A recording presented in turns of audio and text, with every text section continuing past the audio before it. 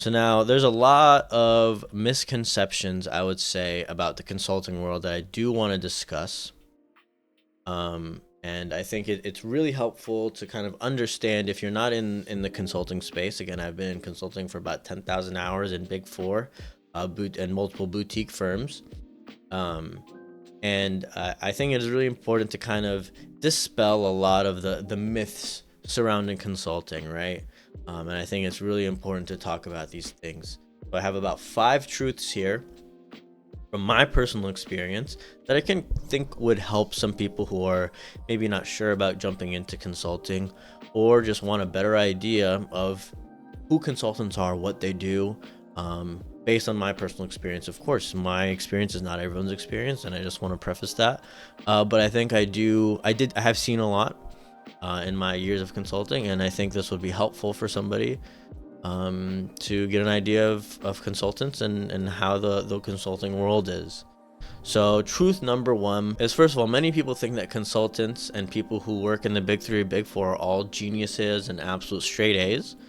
And of course, while there's so many people who are very capable and very smart who are in consulting, personally, I was never a straight A student. I kind of was an average student. I did my job. I went in, I studied a little bit, and I came out with, about a 3.0 GPA, which is okay. But I was not, no, 3.5 or 4.0 GPA, someone summa cum laude, coming from a target school. I came from a state school and I applied myself and I showed what my skills were, and I was able to land a job in consulting. But don't get me wrong, I was no slouch. I definitely worked hard, and I think a lot of the things I learned from school definitely helped me in applying to a consulting role. But I don't think that my grades and my school were necessarily the things that got me into consulting. I just want to preface that. I think success or proficiency as a consultant is more about your people management skills, your problem solving skills, your curiosity, and your initiative. I think a lot of these skills are way more important than just a 4.0 GPA and what if you came from a target school. And I think there is some correlation between these specific skills and those people who come from those schools, but you don't need to be from those schools to have these skills. I just want to make sure of that. So, all to say, if you're not or were not a straight A student, you don't need to worry. It's very much possible that you become a consultant without all those things. So it definitely is possible. And I know a lot of people who did come from those schools, who did have those GPAs, who just straight up aren't doing well. So it really just depends. This one's a funny one. The truth number two. So people have this huge misconception that consultants are just constantly traveling or living these super glamorous lives. And I feel like social media is a huge culprit of this image of consultants who kind of just wake up, they do their cold plunge, and then they go they go to the office and they get their free breakfast in the office, and they sit, they do their 2 hours of work or whatever, and then they leave and go do their workouts and whatever, have some happy hours and live the super extravagant life, right? But I personally did not have that life. I would go in, I would sit and do my job, and I would have a happy hour here and there, but it was definitely not filled with this like lavish lifestyle that a lot of these consultants on social media portray. And some people do have those lives, but I would say it's definitely not the majority.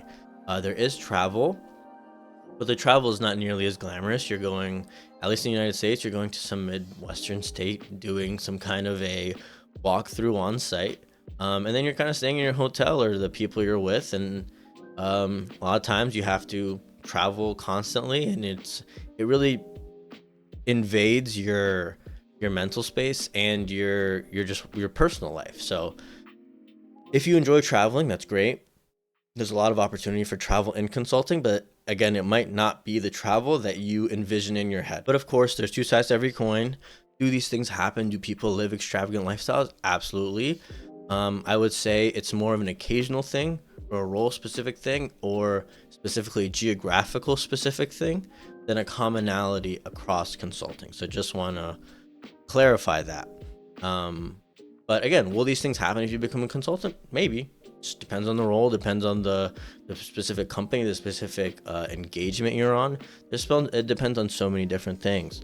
So there's not 100% chance you'll be put on a travel engagement, but more likely than not, you'll be spending most of your time at your desk, which again is not a bad thing. You're just doing your job. Okay, so truth number 3, and this is something I did not know about when I first started consulting, but it's really more than just your day-to-day job. Your job is to really manage people more than anything. And this is something I didn't know, again, when I first started consulting, because I just assumed, hey, I'm going to be, just jumping in, working on helping audits, right? That's kind of what I came in doing. But as you meet with your clients, as you get a sense of what place your client is in terms of their the help that they need, you find out that a lot of people aren't really getting the work done, not because they're incapable of getting the work or they don't have the people to do the work, but simply because there is a miscommunication between people or a misalignment between people, or there is just some issue between the people who need to be doing the work. And that is kind of your job a lot of the time. It's just fill in those gaps. And you have to do a lot of people management skills, sometimes a lot of managing up. So maybe you are tied to a specific point of contact, a manager, a director, whomever, and they have a lot on their plate. They don't know what to do. You have to be that person who's technically supporting them, working under them, but you have to give them that advice as if you were someone who is managing them. So that's really hard to do, but it's something you kind of have to get over and kind of have a little bit of imposter syndrome and say, okay, this is what you need to do. These are the things that are happening, and keeping track and having that people management skill. So I've been in meetings where people have literally screamed at each other, and it's how you react to situations like that which determine a lot of success on that particular contract and as a consultant in general. So it's really just how adaptable are you? How quick are you on your feet when it comes to these people interactions? Because that's a lot of what you do, aside from the work and the Excel and whatever. It's how you adapt to these human to human interactions. And you got to keep in mind there will be so many people who disagree with you, many people who undermine you, and people who straight up disregard you. Because at the end of the day, your life and you as a person within their life and their sphere is so minuscule compared to the things that they do day to day. So you need to do your best to make an impact on their work as soon as possible, and maintain that level of engagement with them. So you'll really need to find a healthy balance of being able to stick up for yourself and letting things go. Just pick your battles. You'll eventually become a master at that skill, because again, that is a skill too. All right, truth number 4. So truth number 4 is that there are a lot of random little things you need to do to remain compliant with your company. So it isn't really just enough to just walk in, say, hey, I'm going to sit here for 8 hours and do my job. There's a lot more to it than that, especially at the larger firms. I was at a big 4 firm. I was at EY, Ernst & Young, for those who don't know. And you're required to perform both consulting and some of those companies are required to perform both consulting and audit functions as their service offerings. So in order to remain independent as a part of US regulations, they need to perform certain services. They need to perform certain independence compliance activities that make sure that they don't perform consulting services and auditing services for the same companies, or for the same companies that are related to each other. So some parent companies and daughter companies, sibling companies, a lot of these companies have relations to each other, which make it hard for these big companies to perform consulting and audit functions for them. So you need to take many trainings to make sure that you have the independence knowledge, to make sure that you're not jumping on a particular engagement that is that you do consulting work and auditing work for at the same time. It doesn't work out. There's additional daily tasks you have to do, business development that you have to do, which is strongly encouraged. and you end up having to do as a mandatory function later on as you move up in the firm. And just for everyone who doesn't know, business development usually involves some activities to bring in more work and clients to the firm. So it's really just selling and finding new clients for the firm. And if you fall behind on any of these things, it can look really bad for you in the future. So you really need to learn to be able to juggle many things at once and manage your requirements thoroughly. Okay, truth number 5. So if you want to move up in the consulting world, unfortunately, you have to play the game. It really sucks to say. I hate saying that. I hate saying that you have to kind of conform to the corporate norms.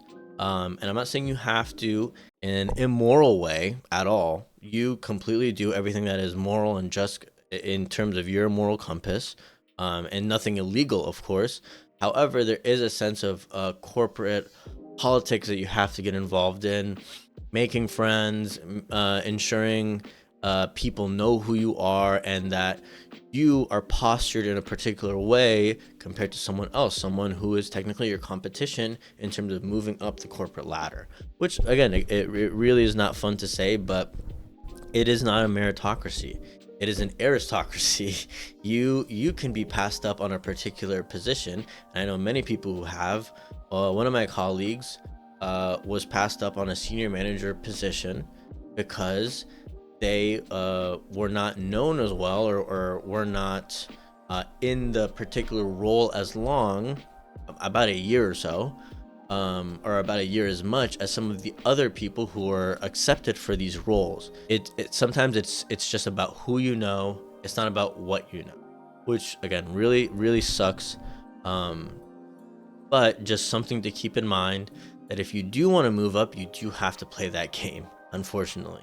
And your management will be looking for how you're performing as a whole, how well-rounded you are, if people can rely on you, and if you're participating in things outside of your role. Like I said, that's kind of like the business manage or the business development and your trainings that I alluded to earlier. So all those things kind of need to be in order for you to be able to move up efficiently within your company. And again, if you're not okay with doing these things, then consulting might just not be for you, and that's okay. It doesn't have to be for everybody, but these things are things you'll come across to some degree the further you move on in your consulting career. So again, it's a lot of people management, a lot of networking, a lot of making sure that your name is known, so that when your name comes up on that table, when they're going over people who are going up for promotion, then someone can look at it and say, hey, I know this person, I know their work, I can speak to their work, because that is really the most important thing, because that'll end up deciding what makes you the most money. And that's kind of really what we want here. That's why we're in a lot of these positions, because these positions pay pretty well. So I hope that helped. These are the 5 truths that I kind of wish I knew when going into consulting. There's plenty more, but these are kind of the main ones, and I hope this helped people understand, what the consulting world is like, and if it'll be the right fit for you. So if it did help, please be sure to leave a like. I really appreciate everyone who watches and who engages, and if you need any help, please be sure to leave a comment and I will get to your comment. Thank you so much for watching, and I'll see you all in the next one. Peace.